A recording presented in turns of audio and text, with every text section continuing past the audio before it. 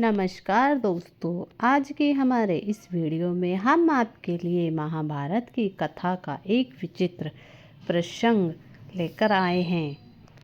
एक समय की बात है, द्रौपदी अपने आश्रम के बाहर खड़ी हुई थी। सुहाना मौसम था, ठंडी ठंडी हवा बह रही थी।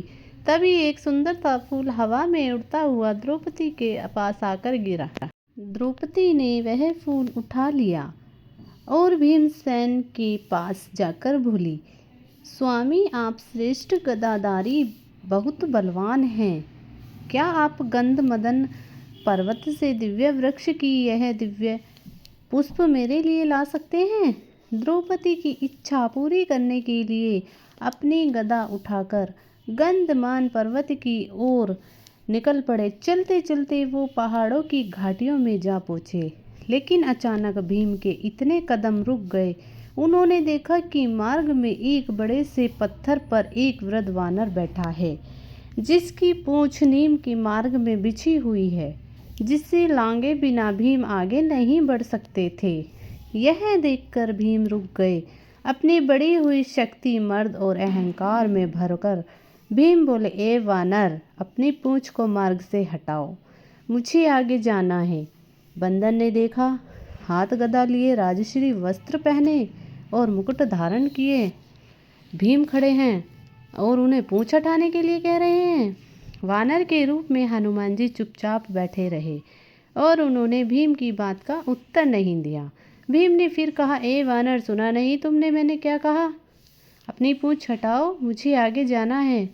तुम वृद्ध हो, इसीलिए मैं तुम्हें कुछ नहीं कह रहा, वरना। अब वानर ने भीम की तरफ देखा, देखते हुए कहा, जैसे कि तुम देख सकते हो, मैं वृद्ध हूँ, कुछ अस्वस्थ हूँ, इसलिए लेटा हुआ हूँ। अभी अभी आँख लगी थी और तुमने आकर मेरी नींद खराब कर दी।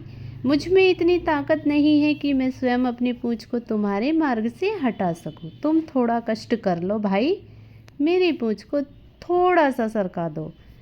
क्रोध आ गया। इस वानर ने मेरे बल को ललकारा है। क्या ये अपनी पूंछ हटा सकता है? कई बलवानों को परास्त करने वाला क्या अब इसकी पूंछ हटाएगा? मुझ में 100 हाथियों का बल है। अभी एक तिनके की भांति इसकी पूंछ को मार्ग से हटा देता हूँ। आवेश में आकर भीम ने अपने बाएं हाथ से पूंछ को पकड़ा और उससे उठाने की कोशिश करने लगा, लेकिन भीम से पूंछ हिली तक नहीं। ये देखकर वो हैरान रह गया। फिर उसने अपने दाएं हाथ से पूंछ को हटाना चाहा, लेकिन दाएं हाथ से भी भीम पूंछ को तिल मात्र भी हिला न सका। इसके बाद भीम ने वानर की ओर देखा। वानर मंद ही मंद मुस्कुरा रहा था। ये देखकर भीम को गुस्सा आ गया। अब भीम ने दोनों हाथों से भरपूर जोर लगाया, लेकिन पूंछ नहीं हिली। अब भीम ने एक पैर को पत्थर पर रखकर जोर लगाने की कोशिश की, लेकिन वो पूंछ को नहीं हटा पाया। भीम भरपूर जोर लगाकर उस पूंछ को हटाने की कोशिश करने लगा, लेकिन वह हताश हो गया। जिस पूंछ को वो मामूली जानकर हटाने में लगा था, उसने भीम के पसीने छुड़ा दिए।